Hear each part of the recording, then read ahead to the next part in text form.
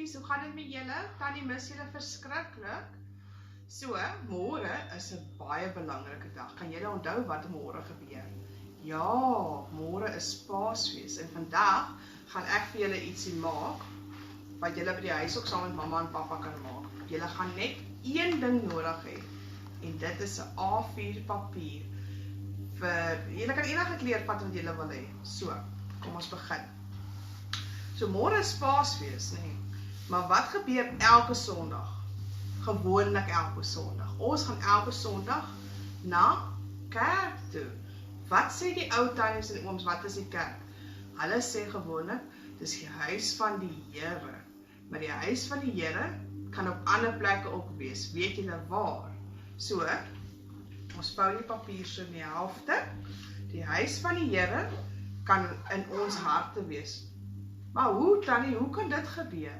Maklik, as ons vir Jesus lief het, dan kan ons die huis van die Here in ons harte hê, elke dag. Nie net op Sondag nie, maar elke dag. Kyk dan, lyk dit vir julle soos 'n huisie, ek hoop so, dat jy dat beste probeer.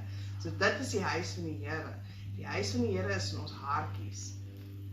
En God, weet julle wat? God het ons so baie lief gehad, dat hy vir Jesus aarde toe gestuur het.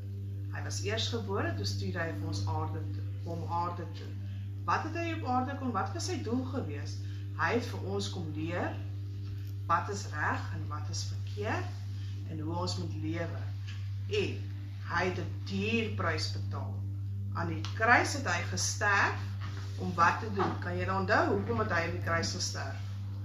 Hy het aan die kruis gesterf, om ons sonde weg te skeer. Hy het ons sonde alles vergewe. Net my sonde dan nie, nee. Hy het my sonde, hy het jou sonde, ouma en oupa en papa en mamma, en almal wat vir hom lief is, se sonde kom sterf aan die kruis. Hoekom het hy dit gedoen? Maklik, kan julle onthou wat Tannie julle vertel het?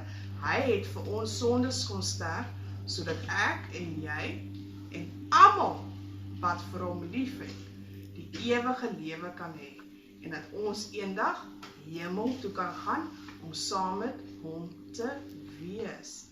Kyk daar, dis 'n kruis. So hierdie kruis wat ons vandag gaan gemaak het, moet ons môre en Saterdag en Sondag en elke dag herinner van sy groot prys wat hy vir ons kom betaal het, omdat hy vir ons so baie lief is, en vir ons, omdat ons so kosbaar is vir hom.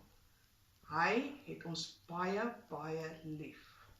Julle moet julle Paasfees geniet, saam met mamma en pappa, en ek is baie lief vir julle.